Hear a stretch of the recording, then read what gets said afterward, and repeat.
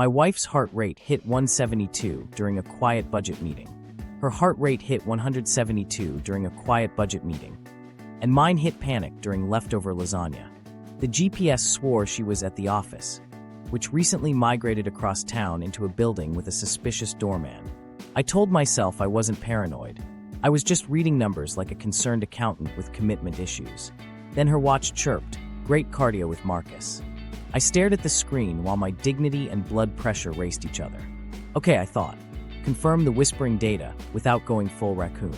Test the lie gently, gather proof quietly, and keep my voice calm while the watch does the yelling. The routine crack.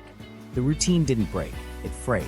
Threads at first, late nights that arrived like pop-ups, a new perfume that smelled like a boutique apology, Tupperware returning suspiciously spotless, as if the leftovers eloped. She'd say, budget meeting ran long, and I'd nod like a supportive spreadsheet. Cool. Numbers are hard. Marriage is harder. Denial is easiest. Months earlier, we'd synced a health app to compete on steps. Adorable, right? I signed up to win Saturdays, not audition as a detective with a Fitbit badge. Then the app started chirping at off hours. At 11:42 p.m., her watch bragged, "Longest active streak," in a tone I'd describe as smug confetti. Active doing what? Inventorying receipts? Because the only thing getting balanced was my sanity. I asked a harmless question. How'd the budget go? She fumbled the timeline like a rookie quarterback. Started at 6, maybe 7, short meeting, definitely 2 hours. She smiled like we were playing. I smiled like a ventriloquist dummy whose puppeteer quit. Meanwhile, little signs kept firing tiny party cannons in my head, each flag reading, "Dude." On paper, I wanted reassurance. In reality, I wanted my stomach to stop doing kettlebell swings. The blocker was her charm and a stack of plausible classics. Traffic, dead phone, client meltdown, that mysterious coworker named everyone. Consequence if I ignored it? I become the clown who fist bumps a smartwatch that celebrates midnight cardio meetings. So I audited the data. If you're going to lie, don't sync it to the cloud. I pulled weeks of heart rate graphs, GPS breadcrumbs, step counts, the works. Calendar. Client dinner at Lento's. GPS. A residential street I recognized from an old photo, Marcus's building. Cute. I called Lento's. On hold to passive-aggressive jazz. Hostess returns, polite as a doily. We're closed for renovations. No risotto. No receipt. My appetite for denial dimmed. She texted a dim selfie. Wine glass, soft bouquet, generic restaurant vibe. I zoomed like a gremlin. In the reflection behind her, a hallway, not a dining room. A shoe rack. Restaurants famously love shoe racks. There was a framed cityscape with a tiny nick in the corner. The same nick from Marcus's finally hung art Instagram story. I don't follow him. The algorithm stalks me. I breathed. In through the nose, out through do not send a paragraph. I built a baseline. Work calls, 80 to 95 BPM. Yoga nights, low 90s, sure, mindful sweating. Real workouts, 140 to 160. Then came quiet meetings, with heart rates that looked like sprinting from a goose holding a knife. I called during one. Declined. Heart rate jumped 20 beats like it saw a bill. She sent the neutral face emoji, which is menu code for no more questions. The graph stayed elevated. Hardworking spreadsheets, apparently. Coincidences applied for a job. Could be stress. Could be stares. Could be she suddenly discovered burpees while discussing amortization. I needed a pattern, so I built rules. Any quiet block over 160 BPM equals red alert. Over 140 for 10 minutes equals yellow flag. Sleep mode plus more than 100 steps? Circus music. The app gifted a micro-story. Outdoor run at 7:48 p.m. She hates running. Her cardio philosophy. If I'm running, assume bear. The route curved neatly to Marcus's building. Pace leisurely. Heart rate. Rising like a balloon with delusions of grandeur. I screenshotted. Then I set digital tripwires. Shared notifications on. Find my device, one accidental tap away. If her phone cozied up to a TV named Marcus's living room. That's not decor, that's plot. Next Thursday slid in with jazz hands. She said client dinner, Lento's. The GPS drifted, stalled, then parked at Marcus's. I called Lento's again, still closed, still polite. She sent, crowded but fun. I replied with a thumbs up because the sarcasm doesn't travel via LTE. I lined up a 2-column note. Narrative versus numbers. Narrative, dinner, bad service, phones in basket. Numbers, building name, hallway reflection, outdoor run, heart rate spikes, doorman who hates eye contact. Which side shows its work? I almost drove over. I pictured an argument under fluorescent lobby lights while a bored doorman earned combat pay. I put my keys down. I wasn't auditioning for the role of viral fern guy. I was building a mosaic. When you step back, tiles form a face. This one looked like honesty on vacation. I tested the tech too. I wore her backup watch, shook my wrist like a maraca. Heart rate barely budged. Climbed stairs twice. It spiked and settled, predictable. Put it on the dog. The data looked like jazz written by a squirrel. Conclusion: steps can be dumb. Heart rate is a narc. By then my folder, receipts because I'm tired, looked like a science fair. Graphs, dots, timestamps, emojis of doom. I teased lightly. Lentos is so exclusive they're closed. She laughed. We went somewhere else. Where? Can't remember. The kind of noun allergy you develop when verbs get suspicious. I didn't blow it up. I set boundaries in my head. No accusing, only exhibits. Let her talk first. Let numbers nod along. One more Thursday. One more budget meeting. If the heartbeat kept singing, I'd finally stop clapping. The first data glitch, GPS mismatch. Thursday arrived like a smug calendar invite. Client dinner at Lentos, she said, which is adorable because Lentos has been in witness protection behind caution tape for weeks. I opened the shared calendar, nodded at the lie like it paid rent, and pulled up her little blue GPS dot. It drifted, stalled, then settled on a quiet residential street that smells like lemon cleaner and broken promises. Marcus's building. Not risotto, not even breadsticks. Just a lobby that judges. I told myself to use my indoor voice. I called Lentos anyway, because sometimes hope needs to be put on hold to jazz. The hostess reappeared with her now familiar apology bouquet. Still closed for renovations. No tables. No tips. No mercy. I thanked her like I was practicing for sainthood and hung up on my own denial. A text from my wife landed. Dim selfie, wine glass, warm light that screamed somebody's lamp. Not restaurant overhead.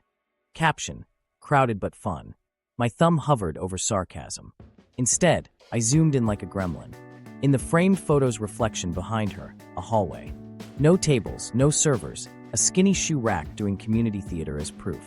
And the art, black and white cityscape with a Nick on the corner, the same Nick Marcus bragged about when he finally hung art. I don't follow him. The algorithm stalks me with bad taste. I dialed her. Straight to voicemail. The health app chimed in with a cheery banner, while her heart rate hopped from low 90s to 120 like it saw the check arrive. I said to an empty kitchen, "Must be a very inspiring appetizer." The microwave beeped in solidarity.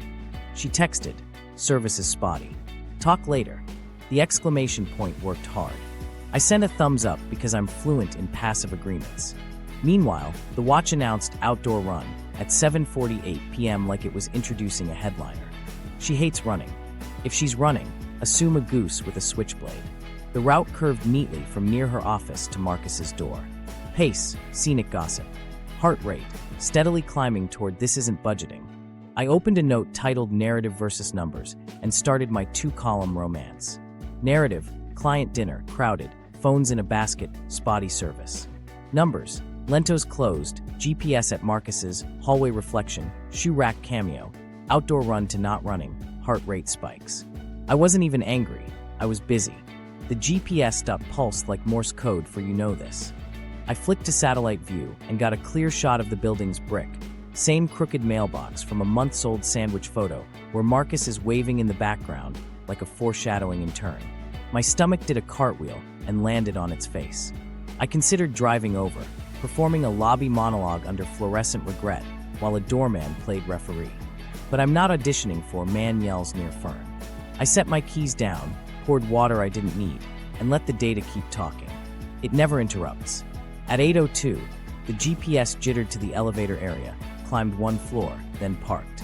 Her heart rate hummed above 150 like a ceiling fan with opinions. At 8:19, a tiny dip suggested a couch. At 8:27, a second wind suggested cardio part 2.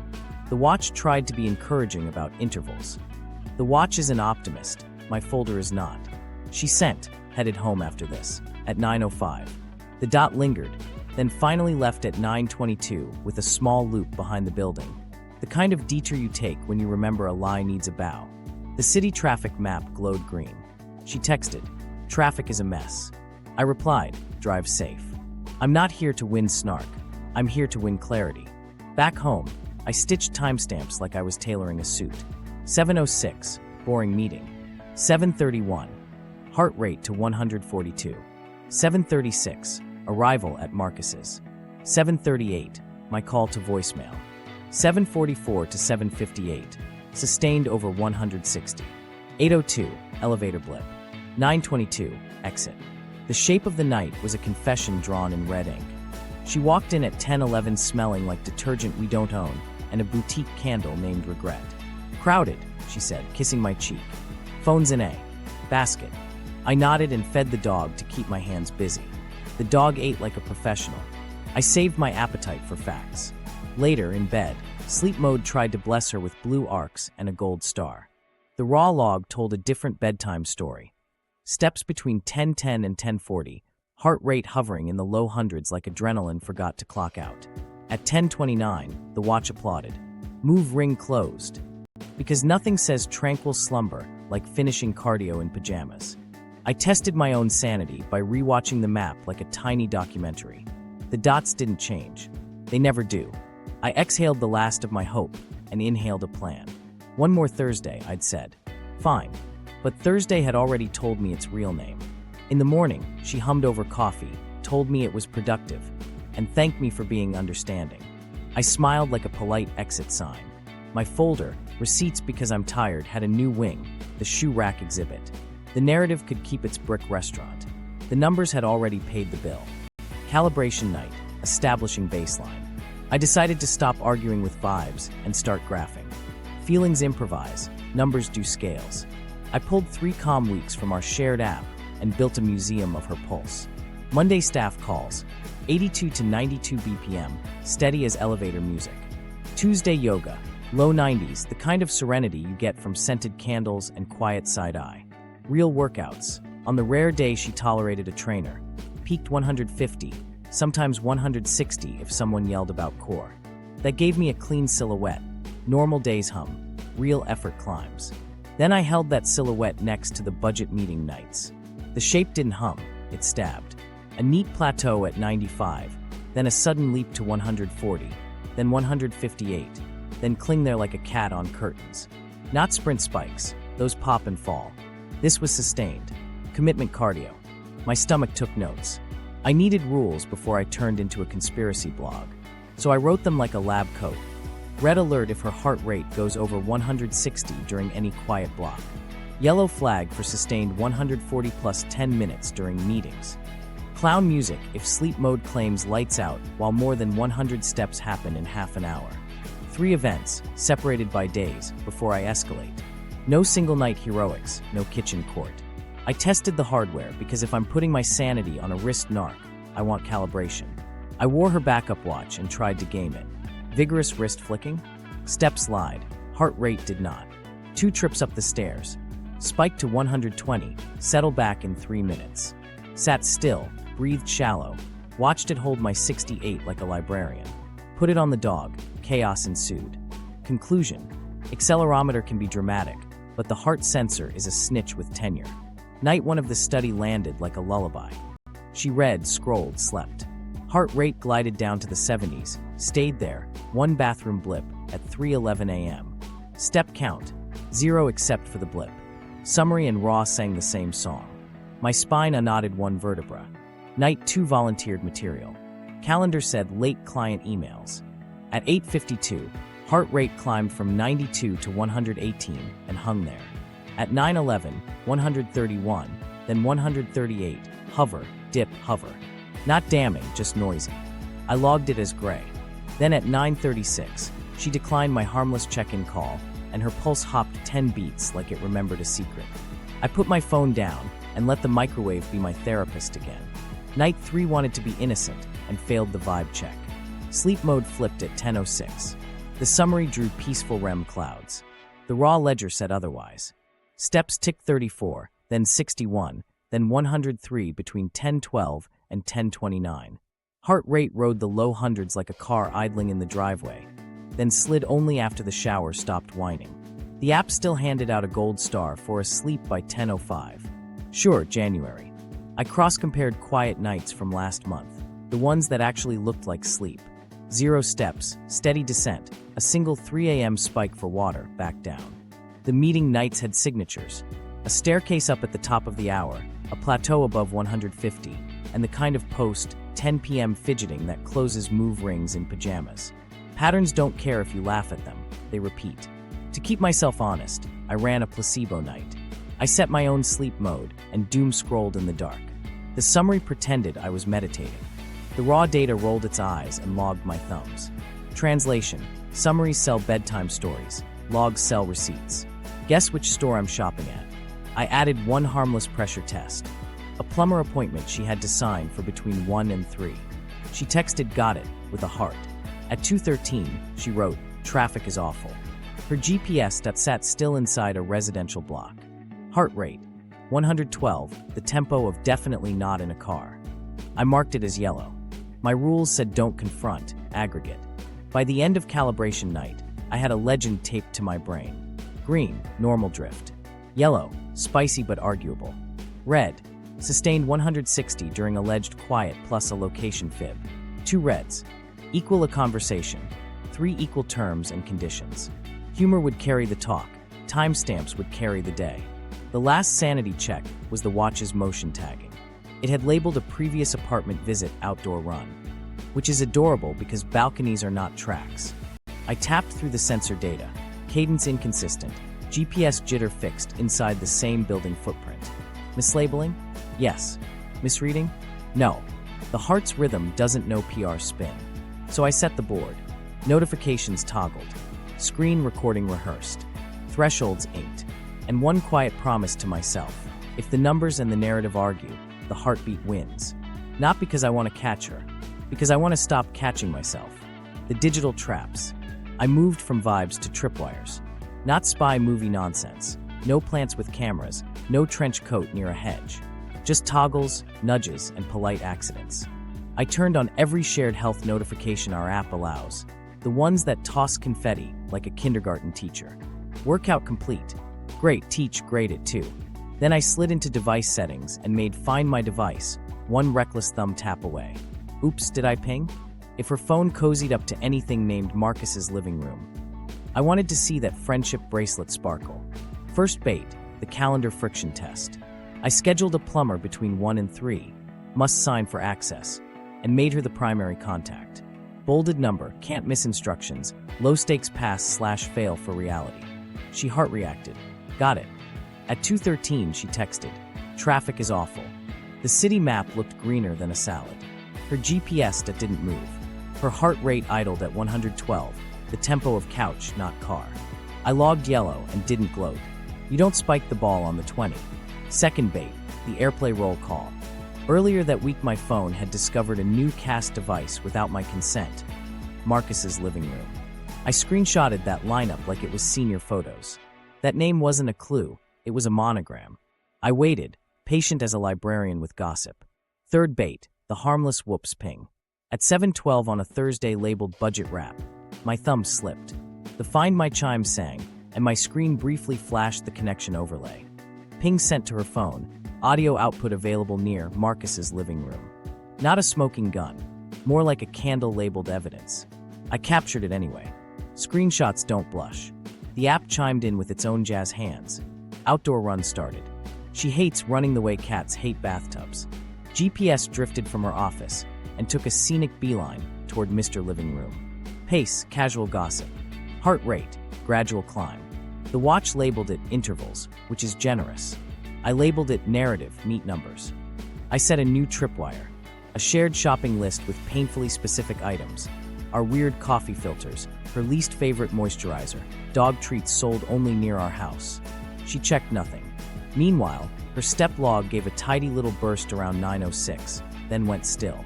That's the pattern of someone walking to a door that isn't theirs, stopping, and pretending they didn't. For dessert, the AirPlay ghost reappeared while I opened a YouTube recipe. My phone popped a friendly choice. Play on Marcus's living room? Sir, I am not within range. But her device and mine, both blessed by Cloud Overlord, remembered. I declined like a gentleman and saved the moment like a raccoon. I could feel the accusation itch in my throat, so I wrote myself a kindergarten rule.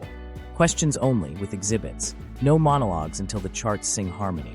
Early confrontation invites improv. Improv invites fog. Fog hides exits.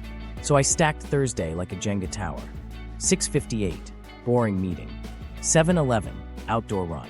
7:12, ping overlay says hello to Marcus's living room. 7:19, heart rate passes 140. 7:31, 160.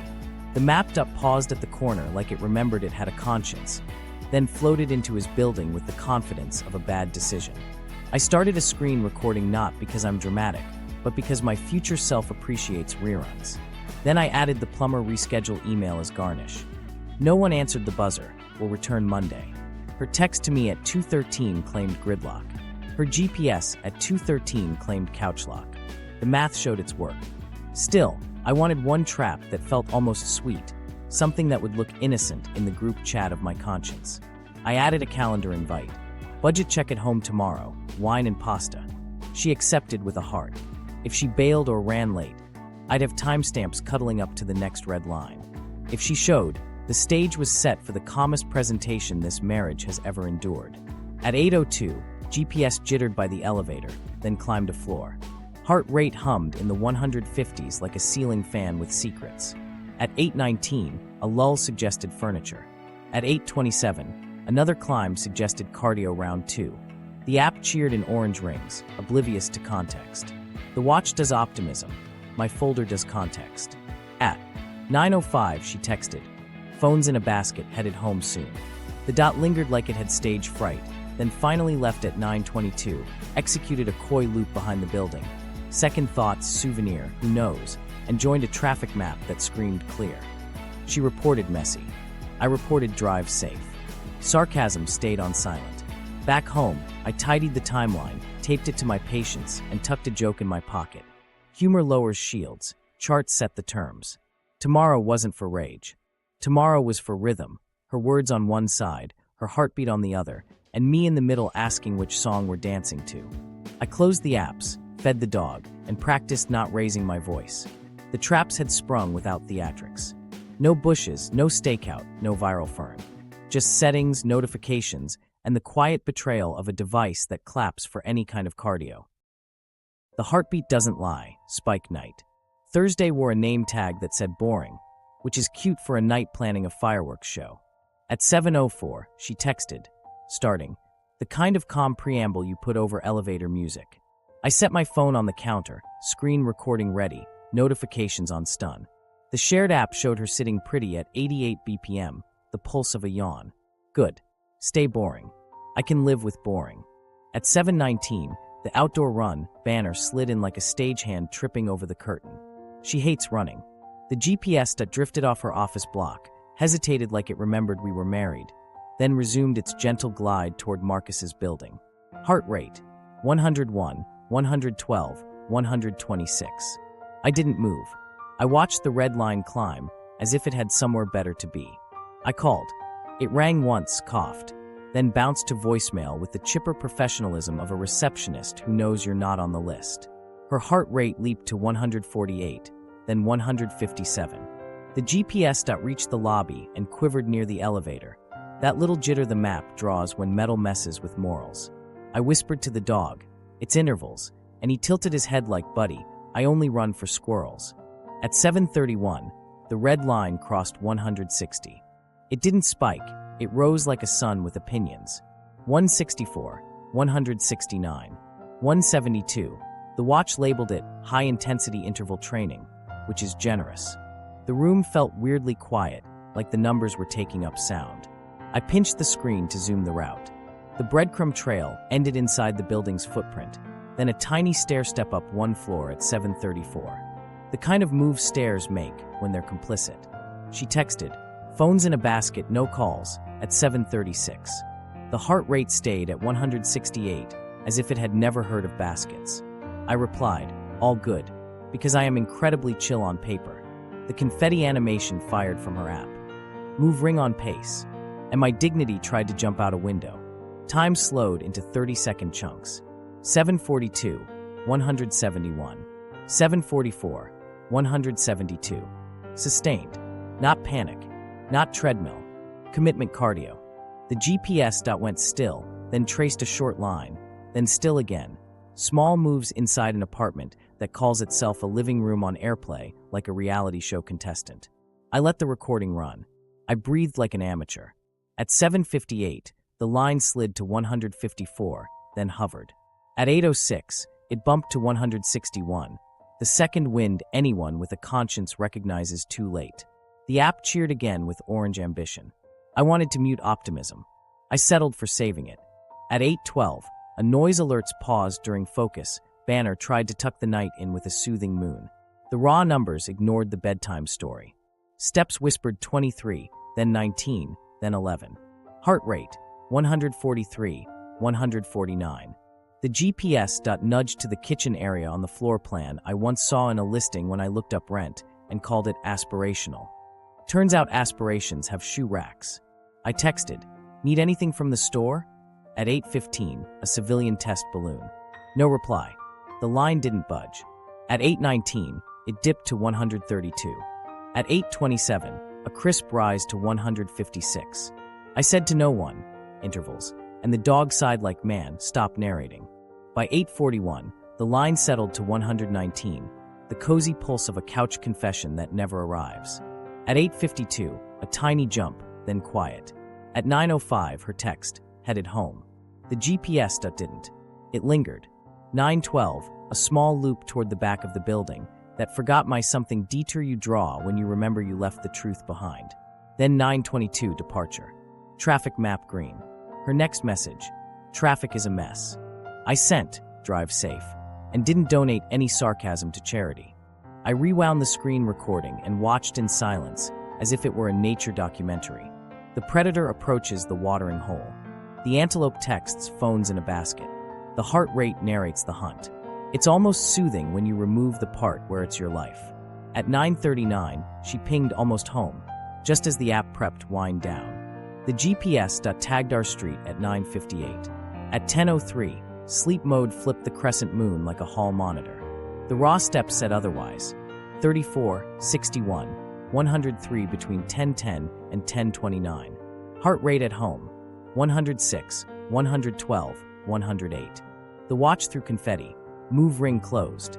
Like bedtime is a marathon finish. She came in at 10:11 with hair that looked air-dried by poor decisions and a scent that belonged to a soap I don't buy. Long night, she said, kissed my cheek, and disappeared toward the shower. The bathroom fan started its whine like applause for the wrong actor. I refreshed the log out of spite. The heart rate drifted down to 97, then 88, then, finally, into the 70s. The summary drew serene arcs. The raw data kept its receipts. When she reappeared in pajamas, I tested my voice and found it functional. Budget check tomorrow? I asked light, like we were planning to alphabetize receipts and not amputate a reality. Sure, she said, equally light, which is a tone people use before disaster movies cut to black. She went to bed. I sat with my screen recording and whispered to the empty room. Okay. I exported the file and labeled it the way my future needs. Spike night, 172 BPM, texts overlay. I added it to receipts because I'm tired, and then, because I'm also kind to myself now, I closed every app. I pet the dog. I drank water. I didn't rehearse the speech. Numbers had already written it. At 11:06, my own heart rate finally stopped auditioning for percussion and slid under 60 like a tenant paying rent. The house got quiet in a way I could stand. Tomorrow wasn't a showdown, it was a reading. Her narrative on one page, her physiology on the other, and me in the middle asking which one she wanted to live in. The sleep data inconsistency. Morning put on its nothing to see here face. She hummed, poured coffee, and thanked me for being so steady, which is a cute thing to say to a man dating a heart graph. I said, glad you slept, and opened the health app like a hymnal. The summary page painted a bedtime fairy tale. Asleep by 10:05, smooth REM clouds, restorative score that deserved a sticker. The raw log cleared its throat. Sleep mode toggled at 10:03. At 10:10, 32 steps. At 10:14, 59. At 10:18, 91. At 10:24, 112. Heart rate hovered in the low hundreds like adrenaline forgot to clock out. At 10:29, the watch clapped. Move ring closed. Because nothing says lullaby like a victory lap in slippers. The summary tried to tuck it under restorative. The log muttered, sure, January. I flipped to a control night from last week. Bedtime 10:15. Steps, 0 until the classic 307 bathroom blip. Heart rate, graceful slide from mid-80s into 70s, a small REM ripple, then home. That's sleep. Last night's page looked like jazz. Stops, starts, symbol at 10:29, then a belated cool down after the shower squealed to a halt. The summary stayed polite. Polite is not the same as honest.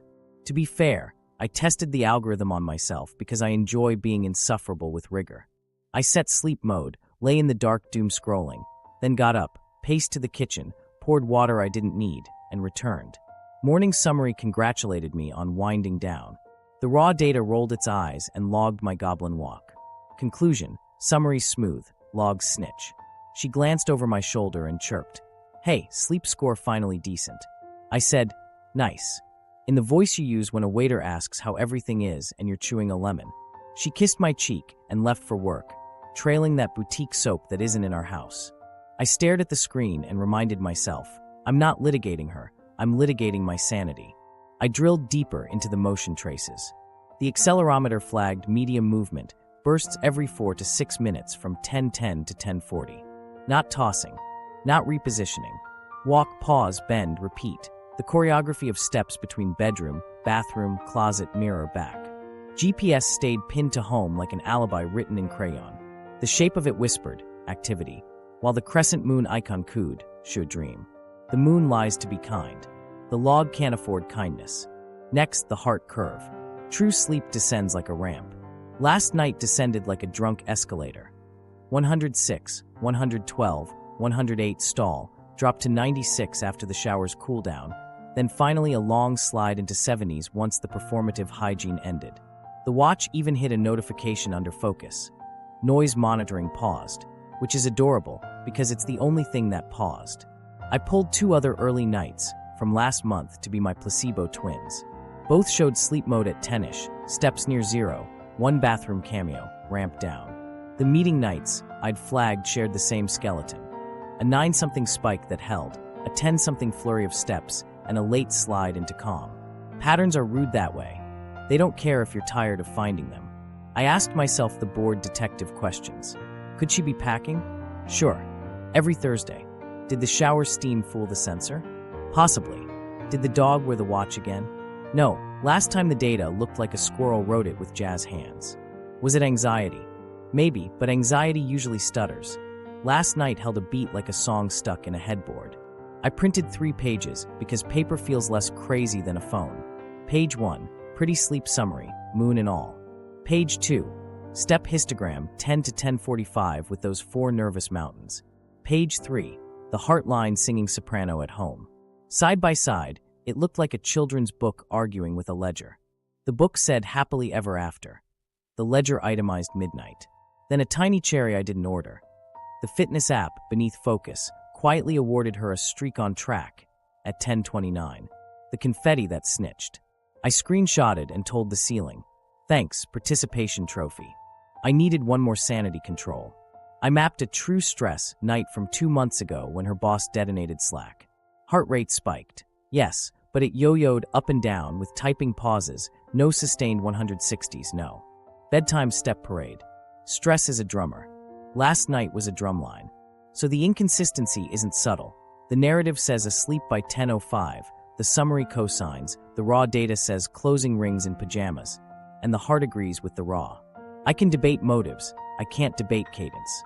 By noon, my hands stopped shaking. I messaged, "Budget chat at 7?" She wrote, "Running a little late." The moon emoji in my head rolled its eyes. I clipped the printouts to a folder so thin it cut air.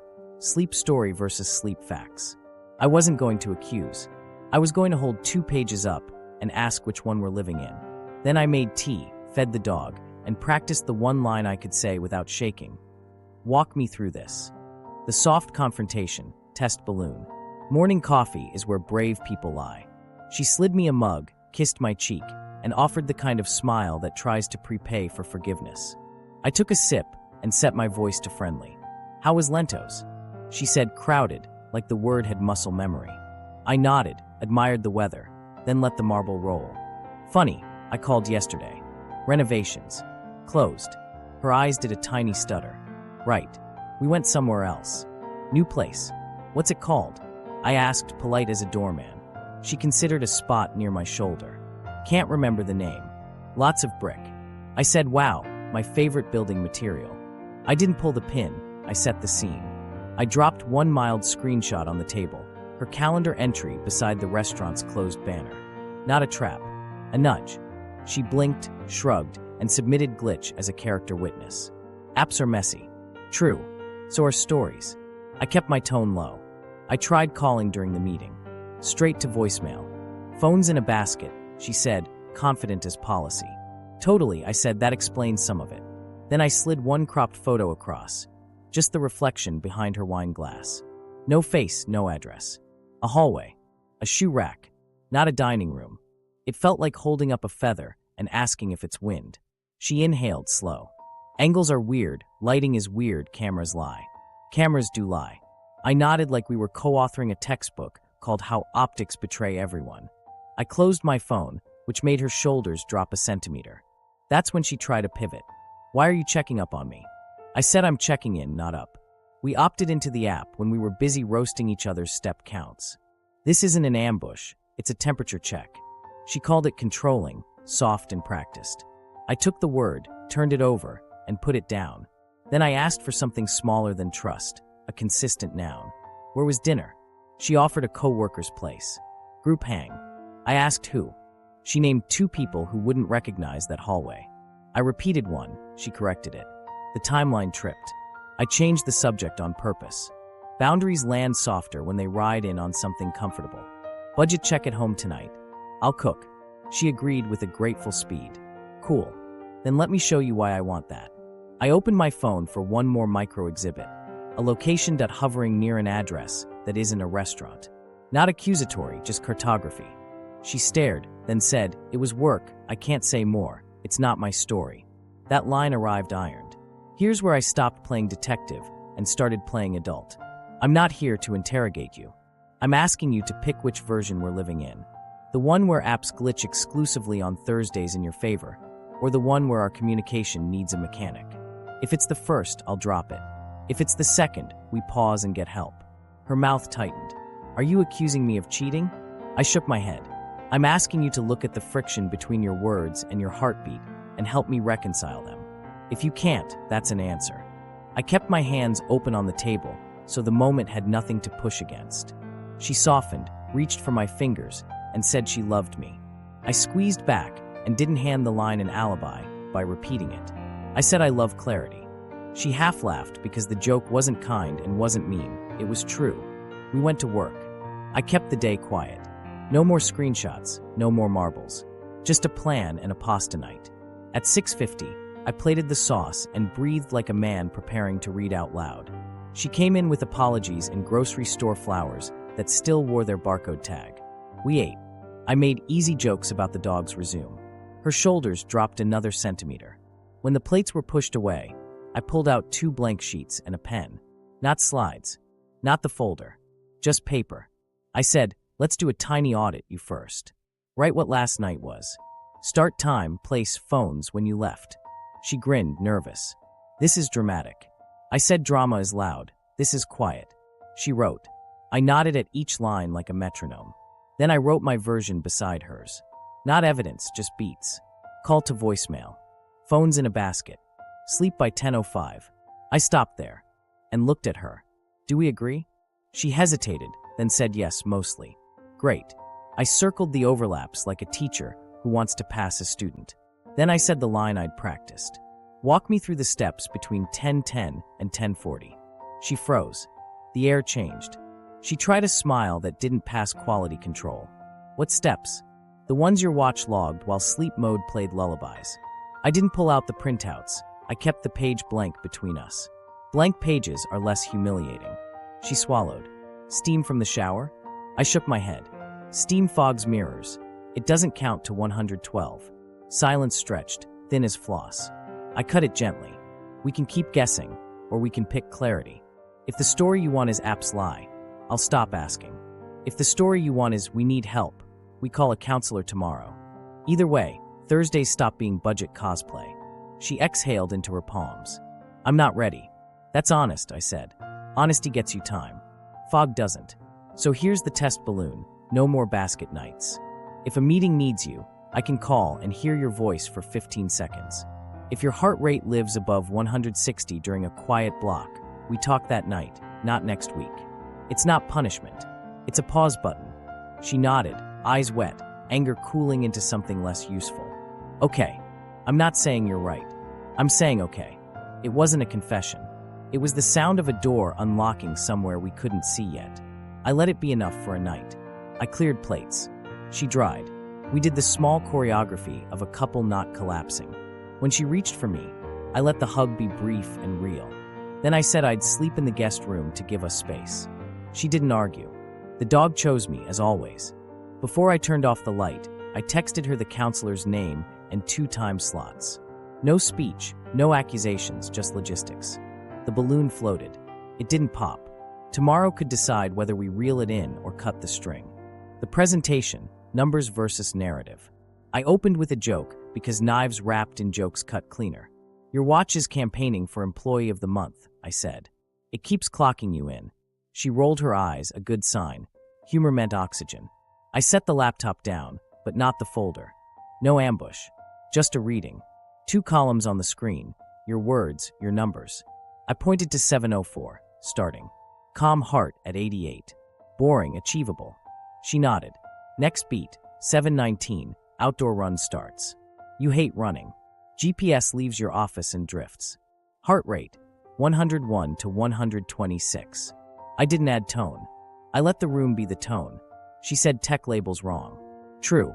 That's why I care about rhythm, not captions. I clicked forward. 731. Your pulse crosses 160, climbs to 172, holds there 14 minutes. I drew my finger along the red line like a museum docent. This isn't panic. It's sustained. She stared, then tried stress. Stress spikes and drops, I said. This holds. It sounds like commitment. I kept going. 736, your text. Phones in a basket. The graph doesn't blush. It stays at 168. My call at 738 goes to voicemail. She flinched. I didn't pounce. I moved to the map.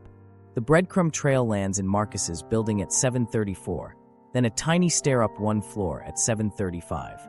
GPS jitters, yes, but not enough to invent staircases. She pivoted to privacy. Not my story to share. I nodded. That's why I'm asking you to write it now. I clicked to the cropped selfie. Reflection. Hallway, shoe rack, no tables. I said nothing. Silence does its own math. Then the AirPlay slide, my phone offering play on Marcus's living room on a Thursday. Her jaw tightened. Device names are petty, I said. They don't do allegory. I kept my voice low, steady. Watch how the shapes repeat. I stacked 3 nights. Calm text, rising heart, GPS drift, sustained 160s during meetings, steps during sleep. Glitches scatter. Patterns rhyme. She exhaled a little, like a balloon remembering its latex. I slid the paper printouts across, sleep summary on 1 page, raw steps and heart on the other. Your moon icon says asleep by 10:05. The raw log says over 400 steps between 10:10 and 10:40, heart in low hundreds. At 10:29, the app congratulates you. Move ring closed. I let her read. The confetti might as well have had a witness badge. She said, I feel scrutinized. I said, I felt gaslit by Thursdays. That's why I built this quietly. This isn't a courtroom. It's couples triage. I'm placing the numbers on the table, so I don't argue with feelings. You can add context, or you can dispute the instruments. If it's the instruments, we install a new truth, no more shared data. But then your words have to carry the weight alone. She rubbed her temples. You're making this dramatic. I shook my head. Drama is loud. I'm being boring. Here is a boring sentence. At 7:44, your heart rate was 172 while you texted that phones were in a basket. Here is another. At 10:29, after you got home, Your watch awarded a move ring during sleep. I don't need adjectives. I need a story that can hold. These two facts without collapsing. She reached for a familiar defense. It was a mistake. Which night? I asked, gentle. Her mouth opened, closed. Weeks, she whispered, then stared at her hands like they might produce a receipt. The dog shifted under the table, the only sound that didn't feel staged. I closed the laptop. No victory lap. No, I knew it. Just next steps. Here's where I am, I said. I can't unknow this pattern. I won't keep cross-examining my sanity. So we pick a lane, counseling with an actual admission and hard boundaries, or separation handled with decency. No third option where Thursdays pretend to be budgeting and devices pretend to be poets. She asked for terms. I kept them small and sharp. Admission in front of a counselor. No contact with Marcus. Block, filter, written notice if work requires a handoff. Full device transparency for 90 days. Calendar, location, health data. Any mismatch between story and rhythm triggers a pause that night, not later. If that's control to you, pick separation. Both are grown-up choices. Only one keeps me. Tears arrived soft, without theatrics. I didn't move to fix them. I asked one more clarifying question, because loose ends breed ghosts. Is Marcus's living room actually his living room? Yes. Another boring sentence that made the air simpler. She said, I'm sorry, and it sounded like a person, not a performance. I said, I believe you're sorry. I'm choosing whether I can live with sorry. That choice needs clean edges. So today I'll freeze the joint card, change shared passwords, and book a counselor. If you want that chair, sit in it. If not, I'll book a lawyer to explain boxes. She nodded like her neck was learning. What about tonight? Tonight we don't argue. We pack a small bag for your sisters. We feed the dog. We sleep in different rooms. Tomorrow we talk to someone whose job is to keep people from lighting their lives on fire while they negotiate. She tried one last soft pitch. Can't we just move on? I shook my head. Moving on is a path you earn, not a button you press. The watch already told the truth. Now we have to decide if we can live with it. She stood, wavered, hugged me with a kind of grief that didn't ask for permission. I let the hug be true and brief. When she stepped back, I said the last boring line of the night. No more brick restaurants. She laughed once, a clean, broken sound, and nodded. Then she went to pack. I petted the dog, closed the laptop, and stared at the quiet table where numbers had finally finished their speech. Boundaries and consequences. I woke up and treated boundaries like IKEA furniture. Follow the diagram, don't skip screws, accept that one Allen key will haunt you. Coffee, then terms, calm as a weather app. Here's the lane if you want to try. Counseling with an admission, no scenic routes. No contact with Marcus. Block his number, filter emails, hand off projects in writing with a witness. Full device transparency for 90 days, calendar, location, health data, because I'm done debating bedtime fairy tales. And a rule I can actually enforce. If your story and your heartbeat disagree, we pause that night. Not next week. If that sounds like control, the other lane is separation with decency. Your choice, my sanity. She stared into the mug like it owed her a softer reality. It was a mistake, she said again, gentler, like repetition could sand it down. Which night? I asked, same tone as yesterday, because specificity is respect in awkward clothes. She swallowed. Weeks. Started with late nights, matured into Thursdays, then grew wings whenever the calendar developed amnesia. No romance monologue, no tragic sonnet, just the shape of a choice repeated until it wore a groove. Okay, I said, then I went boring. Freeze the joint card today. Shift automatic payments. Change every shared password. Log out of mutual clouds. Two-factor everywhere. Not punishment, flood control. I'll book a counselor by noon. I'm going whether you come or not because my brain needs guardrails. She nodded like a bobblehead at confession and asked if she had to move out today. I said I'm not serving papers with pancakes.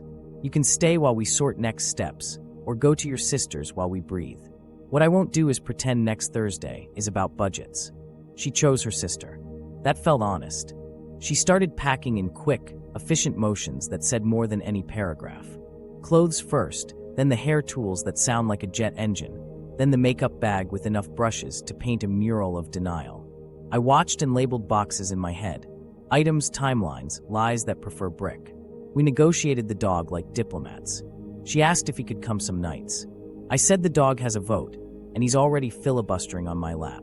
You can visit. We'll keep it friendly. We both managed a smile that acknowledged gravity without trying to cancel it. I sat at the laptop and did the unglamorous chores of not falling apart. Money moved to a solo account. Streaming passwords rotated. Shared storage split into neutral piles. Her photos, mine, the overlap folder for later. I left a note on the fridge like a decent human. Text me if you need grocery money. I'll send a card. Generosity can sit next to locks without fighting. She paused at the doorway holding the kettle, the petty marriage trophy I'm weirdly attached to. Leave it, I said. It's my emotional support whistle. She smirked, set it down, then surprised me with a clean question. Do you hate me? No. Hate is a hobby. I'm fresh out of hobbies. After the door clicked, grief sat down like a roommate with loud snacks. Relief plopped next to it and asked for the remote. They bickered, I did dishes. Then I opened a note titled Logistics because feelings are feral and wrote the list nobody wants but everyone needs. Call counselor, schedule legal consult for clarity not carnage, cancel shared cloud, export receipts because I'm tired to an external drive, breathe. I gave breathing 3 bullet points and a checkbox I could actually tick. I texted 2 friends who don't audition for drama. I'm okay-ish, I wrote. Please don't go feral. They responded with sandwiches and spare keys and the kind of jokes that don't make light so much as build it. One offered to accidentally bump into Marcus with a shopping cart. I told him the only collision I need is with 8 hours of sleep. Counselor replied by noon, slots tomorrow. I booked one, sent her both times, no pressure, just facts. She replied, I'll be there, and I believed the sentence without mortgaging my future to it. Then I did a stupid victory lap with the ugly lamp she hated and placed it where sunsets catch it. Small rebellions teach your hands you still live here. By afternoon, I drafted boundaries in plain English on a page that wasn't a weapon. No Thursday cosplays, no phones in baskets without a 15-second voice check, no narratives that require the moon icon to lie. If we work boring, appointments, calendars, screenshots only as backup singers. If we don't, we do boxes with dignity. I taped the page inside a kitchen cabinet where spices go to gossip. She texted from her sisters that she arrived. Thanks for letting me know, I wrote. She typed, I'm sorry. I typed, I believe you're sorry. That doesn't equal staying. Counselor at 2 tomorrow. She sent okay. Not a promise. A present tense. That night I fed the dog at the exact minute his stomach swears is law, brewed tea with the legally awarded kettle, and let the house be quiet without. Interrogating it. My heart finally sank under 60 and stayed rented there. Boundaries aren't barbed wire, they're lane lines. If she swims, good. If she doesn't, I still know which way is shore. Aftermath, reclaiming routine. The first solo grocery run felt like witness protection for produce. I walked aisles like Kale could testify. I bought the birdseed bread she roasted, 2 jars of the salsa she called too loud, and a cereal cartooned within an inch of its life because my inner child demanded representation. I skipped her yogurt on purpose. It wasn't vengeance, it was inventory. Home sounded different. Same refrigerator hum, same cautious plumbing, but the silence stopped pretending to be polite. I put on the plinky music she vetoed, watered the plant she forgot, and made eggs at 6 p.m. because time doesn't boss me anymore. The dog watched, then claimed her couch spot with the confidence of a promoted employee. He adjusted like he'd taken a webinar. Sleep returned like an apology with snacks. My heart rate slipped under 60 and stayed there without begging. No blue moons, no confetti for bedtime cardio, no tiny judge gavel on my wrist. I woke up to nothing and felt weirdly full. Boredom is a luxury I'm learning to afford. People auditioned for vengeance. One friend texted, want me to accidentally ding his car with a cart? Another offered a casual conversation, with HR like a grenade disguised as a coffee mug. I said no thanks. I'm retired from stunts. Screenshots are my archivist. Silence is my publicist. I uncinced our health share, exported the archive, and filed it under receipts because memory forgets. Then I killed every notification that wasn't fire, whether bank or pizza. If I want to know my pulse, I'll count. The watch can go brag to someone else's regrets. Grief kept odd hours. It made me alphabetize spices at midnight and cry when a commercial showed a dad making pancakes like a magician. Relief followed behind turning off lights I forgot. They hate each other, and they both live here. I let them split utilities. Work felt like rehab for attention. I answered emails without metaphors and ate lunch in a park like a man on parole from chaos. I said for here at the coffee shop, warmed my hands on the cup, and didn't run home to monitor a map. Freedom looks boring. Boring is breathable. Small rebellions stacked up. I bought the ugly lamp she once called a goblin and placed it where the sun catches its weird face. I sang badly while cleaning and didn't apologize to furniture. I stopped pretending avocado toast sparks joy and let butter exist. My routines loosened their collars. Stretches that weren't yoga cosplay, walks that weren't therapy disguised as cardio, lists that weren't prophecies. The dog kept our schedule like a union steward. Breakfast at the minute his stomach legislated. Same route, same compliments about his ears, same pause to sniff the hydrangea he thinks is a newsletter. The hour that used to be quiet budget meeting became quiet chew time. He rebranded effortlessly. I followed. The house coughed up artifacts like a tide. Her travel mug blinked from a cabinet. I set it in the later box. A bobby pin glittered on the sink. I dropped it into a small museum of endings. The towel rack retired from scoreboard duty. The bed learned to be one person wide again. Empty spaces don't lie. I practiced. Friends wanted the play-by-play. I gave them radio edits. We're in counseling triage. The lawyer explained the map. I'm deciding whether to drive it. We can hold two truths without dropping either. She's sorry and I might be done. She's sorry and we might try. The watch doesn't get a vote. It already testified. I wrote myself a calm checklist and taped it inside a cabinet like a quiet oath. Trust patterns, not fireworks. Ask once, document twice, confront when rested. Freeze money first. Feelings can thaw later. Keep a copy of yourself offline. Use jokes to open doors, not to hide behind them. If rhythm and story disagree, bet on rhythm, then bet on your gut. On Thursdays, I cooked. Not to fill time, but to reclaim it. Pasta, garlic, a salad that pretended to be healthy while wearing crouton boots. I poured a glass of the cheap red we used to clown and toasted the dog, who accepted on behalf of the household. At 7, the house stayed in one piece. No basket policy. No detours. Just noodles and a dog consulting on crumbs. Some nights I missed her like a dent in a favorite couch. Familiar, inconvenient, real. I didn't negotiate with the feeling. I let it sit, then made tea with the kettle I declared marital property in a court of one. The whistle sounded like a boundary that could stand on its own legs. By week 2, routine wasn't a life raft, it was a dock. Solid enough to stand on while I chose a direction. Counseling stayed on the calendar in boring font. The lawyer's number lived in my phone without glowing. I walked, worked, fed the dog, and didn't argue with my chest.